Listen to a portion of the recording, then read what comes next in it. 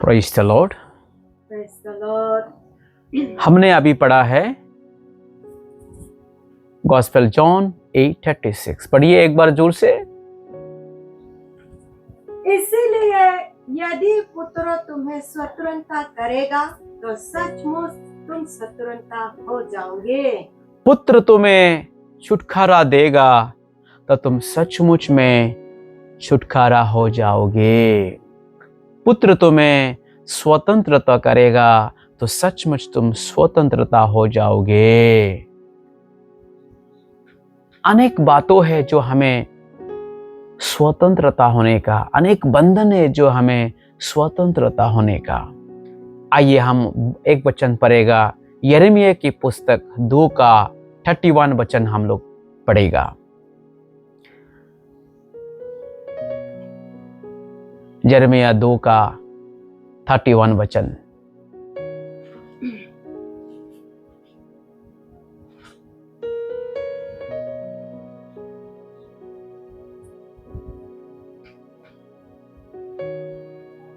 हे लोगों, यहोवा के वचन पर ध्यान दो। क्या मैं इस्राएल के लिए जंगल या घोर अंधकार का देश बना? तब मेरी प्रजा क्यों कहती है हम तो आजाद हो गई है, इसलिए तेरे पास फिर ना आएंगे। हमने यूहन्ना में देखा 8 का 36 में, पुत्र स्वतंत्रता करता है, आजाद करता है, यानी सचमुच में आजाद कर देते हैं। किस चीज से आजाद कर देते हैं? अनेक बातों से, श्राप से, मृत्यु से, अनेक बोझ से, अनेक बीमारी से, अनेक तकलीफ से, अनेक कष्ट से पुत्र तुम्हें सचमुच में आजाद कर देते हैं। पाप से दबे हुए को पाप क्षमा कर देते हैं, बोझ से दबे हुए को आजाद कर देते हैं, अनेक बीमारी से चूजे हुए दबे हुए को प्रभु यीशु आजाद कर देते हैं।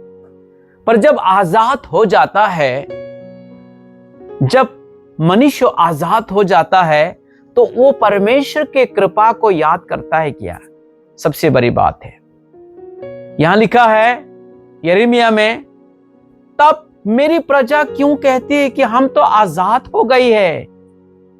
मेरी प्रजा क्यों कहते हैं, मेरे बच्चा, मेरे समाज, मेरी प्रजा लोग, मेरे लोग क्यों कहते हैं कि हम तो आजाद हो गए हैं, सो तेरे पास और फिर ना आएंगी।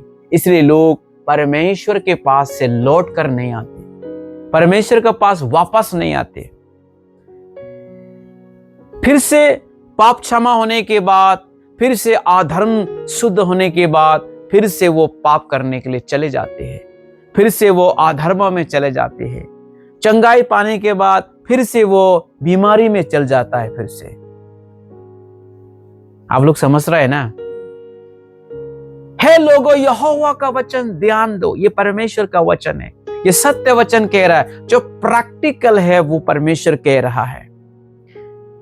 परमेश्वर कभी भी अपनी प्रजा लोगों के लिए, विश्वासियों लोगों के लिए घोर अंधकार नहीं बना या जंगल नहीं बना, क्योंकि परमेश्वर हमेशा भलाई ही किया है। खुदा हमेशा भलाई ही किया है।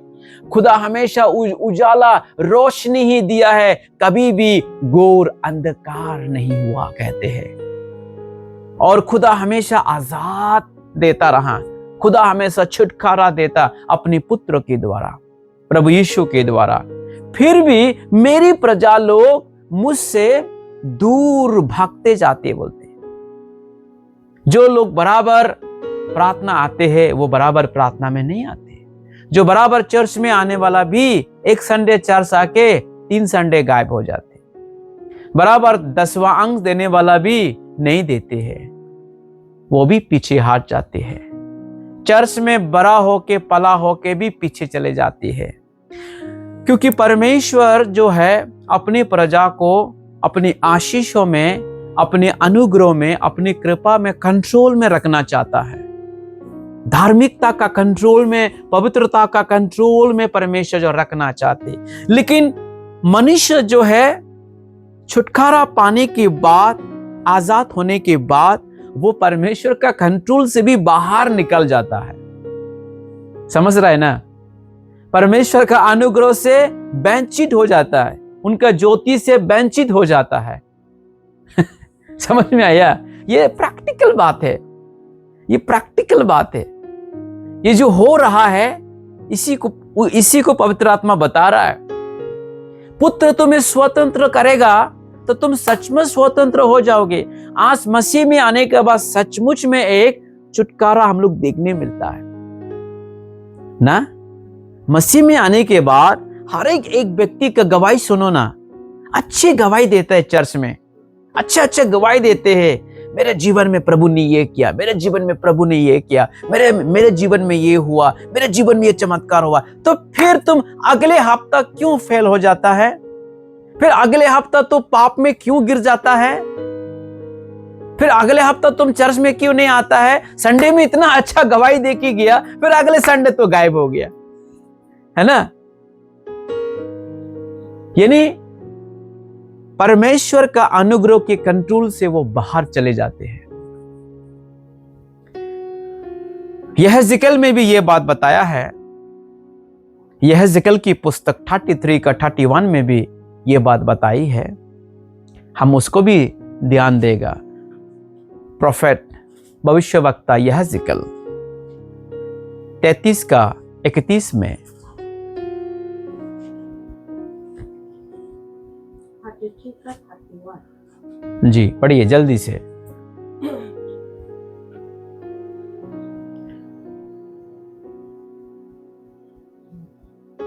वे प्रजा के समान तेरे पास आते, वे प्रजा बनकर तेरे पास आते हैं और मेरी प्रजा बनकर तेरे सामने बैठकर मेरी प्रजा बनकर तेरे सामने बैठकर तेरे वचन को सुनता है, वचन सुनता है। परंतु वे उन पर चलते नहीं, चलता नहीं। मुख से तो वे बहुत प्रेम दिखाते हैं, परंतु उनका मन लालच ही में लगा रहता है। ये आज का प्रैक्टिकल विश्वासियों के बारे में बता रहा है भविष्यवाणी यहेजकेल के पुस्तक में। आज विश्वासी लोग 110% चर्च में जाता है, लेकिन क्या लालच से बचता है क्या? चर्च खत्म होने के बाद में उसका लालच वापस आ जाता है, लोभ आ जाते हैं, लालसी आ जाता है, अभिलाषा आ जाते हैं, वस्तुओं का अभिलाषा, धन का अभिलाषा। प्रिय परमेश्वर के लोग, वचन कहते हैं वो प्रजा की समान आता है और प्रजा बनकर वचन सुनता है ना? प्रजा बनकर आपके सामने आता है और प्रजा बनकर तेरे सामने बैठकर वचन सुनता है। हजारों की तादाद में, हाँ हजारों की तादाद में, लाखों की तादाद में प्रजा बनकर तेरे सामने बैठकर गीत गाएगा, तेरे सामने बैठकर तालियां बजाएगा, तेरे सामने बैठकर परमेश्वर की महिमा करेगा, लेकिन उन पर चलेगा नहीं, वचन पर चलेगा नहीं। मुंह से तो प्रेज द लॉर्ड, मुंह से तो जय मसीह, मुंह से तो हालेलुया, लेकिन उनका मन प्रेज द लॉर्ड खत्म होने के बाद कोई कुछ मुझे देगा क्या? हाँ, और चर्च खत्म होने के बाद कोई कुछ मुझे देगा क्या? लोग चर्च में आने के बाद में भी अपना अधर्म के जीवन छोड़ता नहीं, पाप छोड़ता नहीं है, क्योंकि वो छुटकारा पाने के बाद में भी फिर से वो पाप में चले जाते हैं। अधर्म शुद्ध होने के बाद में भी अधर्म का काम छोड़ता नहीं है। मन में लालच में लगा रहते हैं, मन लालच ही में लगा रहते हैं। दुनिया की अभिलाषा छोड़ नहीं सकते, दुनिया की वस्तु की लोभ छोड़ नहीं सकती। दुनिया तो हर महीना हर दिन बदलते रहता है, हर दिन बदलते रहते, नए नए वस्तु बदलते रहता है। आज लोभ और लालच बोले तो क्या, इस संसार में बहुत ऐसा चीज है जो हमें लुभाता है, टेक्नोलॉजी हमें लुभाता है। टेक्नोलॉजी, नया घर बन रहा है किसी का, उस घर को देख के लालच आता है। कोई नया गाड़ी खरीदता है, उस नया गाड़ी को देखकर लालच होता है। कोई नया जॉब मिलता है, उसको लालच होता है। हम कहाँ है? हम एक पुत्र के द्वारा छुटकारा पाया हुआ व्यक्ति है, इस चीज को मालूम होना चाहिए। हम परमेश्वर का कृपा से कंट्रोल में है, इस चीज को मालूम होना चाहिए। प्रभु का कृपा में है, प्रभु का बस में है, प्रभु का पवित्र आत्मा का निवास स्थान में है। हमारा शरीर जो है प्रभु का मंदिर है। Hallelujah, hallelujah. 32 भी पढ़िए। तो उनके दृष्टि में प्रेम के मधुर गीत गाने वाला और अच्छा बजाने वाला सब ठहराता है, क्योंकि वे तेरे वचन सुनते तो हैं परंतु उन पर चलते नहीं। चर्च में आकर क्या करेगा? वाह वाह वाह, ताली बजाएगा। Present worship, present worship, present worship. कौन प्रेजेंट वर्शिप अच्छा कर सकते? वाह, हाँ, सेल्दन बंगरा है क्या, या बेनिहिन का ग्रुप है क्या, या कौन सा चर्च है ना, प्रेजेंट वर्शिप कर सकने वाला, प्रेजेंट वर्शिप का पीछे जाने वाला। और प्रेजेंट वर्शिप, आजकल प्रेजेंट वर्शिप तो स्टेज का एक क्या बोलते हैं, स्टेज का एक परफॉर्मेंस बन गया, एक शो, स्टेज शो बन गया है प्रेजेंट वर्शिप। प्रेजेंट वर्शिप ऐसा नहीं होते, स्टेज शो करने वाला नहीं है, आत्मा से करने वाला है, आदर से, सम्मान से, पवित्रता से करने वाला है। किसी को भी प्रेजेंट वर्शिप में बैठाना नहीं है। आजकल प्रेजेंट वर्शिप में स्त्री लोग कैसे प्रेजेंट वर्शिप करते हैं? सिर में कपड़ा नहीं रख के, सिर में कपड़ा नहीं रख के, ऐसे ऐसे बालों में लाल लगा के, रंग लगा के, और क्या बोलते हैं, लड़का लोग भी पीछे देखने से लड़की लगता है, आगे देखने से लड़का हो जाता है। लड़की क्या सोचने से पीछे से लड़की है, क्या सोचने से आगे लड़का है। ऐसे ऐसे लोग प्रेजेंट वर्शिप करते हैं, है? और सुनने वाले लोग भी क्या है? वाह, है ना, क्या है? प्रेम का मधुर गीत गाने वाले, है ना, वाह, प्रेम का मधुर गीत गाने वाले। हाँ, हर कोई यीशु मसीह तेरे जैसा है कोई नहीं, हर कोई गाने वाला वो सच्चाई गाता नहीं है। आपकी दृष्टि में सिर्फ एक मधुर गीत ही नहीं होना चाहिए, वो रियलिटी में, प्रैक्टिस में, जब आत्मा सच्चाई से गीत गा रहा है, यीशु मसीह तेरे जैसा कोई नहीं, तो सुनने वाला भी ऐसे उसको ग्रहण करना चाहिए। मेरे लिए यीशु के समान कोई नहीं, ऐसे एक्सेप्ट करना चाहिए। आमेन, हालेलुया। समझ रहा है?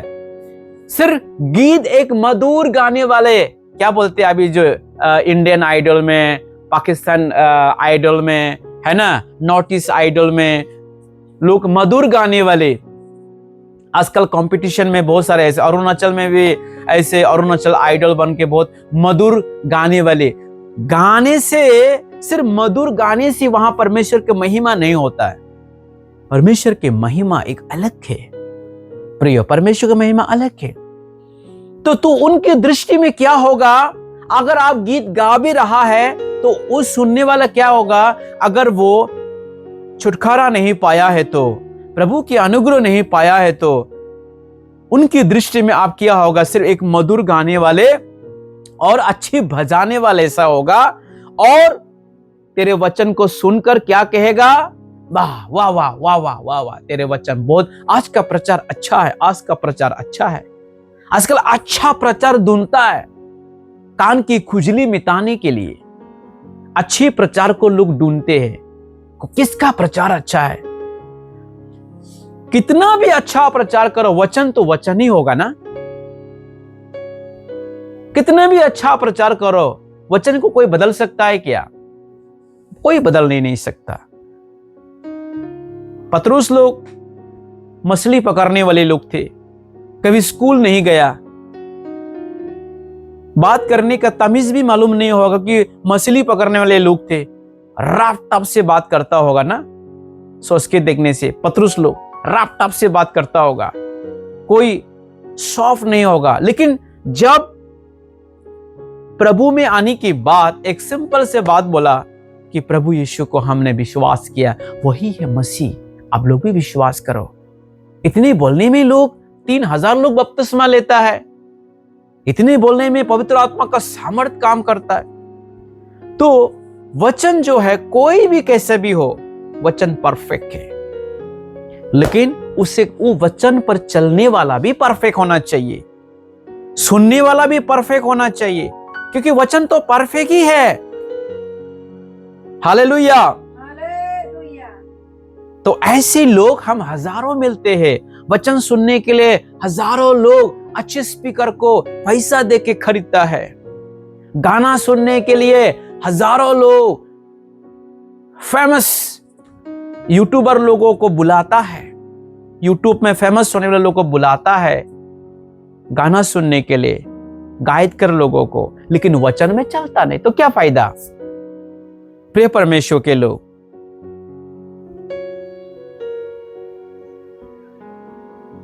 आज बहुत सारे संसार में अनेक का दास बन चुका है, अनेक का सर्वेंट बन चुका है। प्रभु यीशु ने कहा जो पाप करता है वो कौन होता है? पाप का दास है ना। जो पाप करता है वो किसका दास है? पाप का दास है। जो बीड़ी पीता है वो किसका दास है? बीड़ी का दास है, वो छोड़ नहीं सकते। जो शराब पीते हैं वो शराब का दास है, वो शराब छोड़ नहीं सकते। जो गंदा काम करता है वो गंदा काम करने का सर्वेंट है, उसमें बांधा हुआ है। यीशु सचमुच कहता है, मैं तुमसे सच सच कहता हूं, जो कोई पाप करता है वो पाप का दास है। और प्रभु यीशु हमें पाप का दास से मुक्त करना चाहता है, छुटकारा देना चाहता है। अधर्म से, पाप से छुटकारा करके हमें धर्म का दास, पवित्रता का दास बनाकर हमें स्वर्ग ले जाना चाहते। लेकिन इंसान क्या बोलते? हम तो आजाद हो गई है, हम और तेरे पास है ना, हम तो आजाद हो गया है, सो तेरे पास फिर ना आएंगे। हम फिर नहीं आएगा, हम आजाद हो गया। हम आजादी है कि पाप में जीने में अच्छा लगता है, अपनी मन मर्जी में जीने में अच्छा लगता है, अब पाप के कंट्रोल में जीना अच्छा लगता है। बच्चे भी अगर माई बाप का कंट्रोल में रहेगा तो बच्चे भी अच्छा होता है। जो बच्चा माता पिता का कंट्रोल में नहीं वो अच्छा होगा? जो बेटी अगर मां का कंट्रोल में नहीं होगा वो अच्छा होगा क्या? हाँ, अगर बेटी का उम्र हो चुका है, बेटी की उम्र लगभग 20 साल ऊपर हो चुका है, तो हाँ वो खुद का कंट्रोल कर सकता है, अच्छा खराब जो भी ना। 20 साल के ऊपर तो समझदार होता है तो, लेकिन 20 साल का नीचे वाला तो कैसे वो खुद को कंट्रोल करेगा? ऐसे ही मनुष्य लोग भी जब प्रभु का कंट्रोल में नहीं होगा, प्रभु यीशु के कंट्रोल में नहीं होगा, पवित्र आत्मा के कंट्रोल में नहीं आएगा, तो पाप का जीवन, अधर्म का जीवन जीते ही रहेगा। प्रियो, इसलिए आइए हम परमेश्वर को धन्यवाद देगा। हम ये आज का शाम का विषय है, प्रभु हमें आशीष दे और सुनने वालों पर प्रभु आशीष दे। आंख बंद करके प्रार्थना करेंगे। चलिए। Hallelujah, hallelujah, hallelujah, hallelujah, hallelujah. मेरे परमेश्वर, hallelujah, hallelujah, hallelujah. Glory, glory, glory. मेरे परमेश्वर, आज मनुष्य, सारे मनुष्य पिता आपके कंट्रोल से बाहर है। ओ पवित्रता की, पवित्र आत्मा के कंट्रोल से बाहर है। ओ हालेलुया।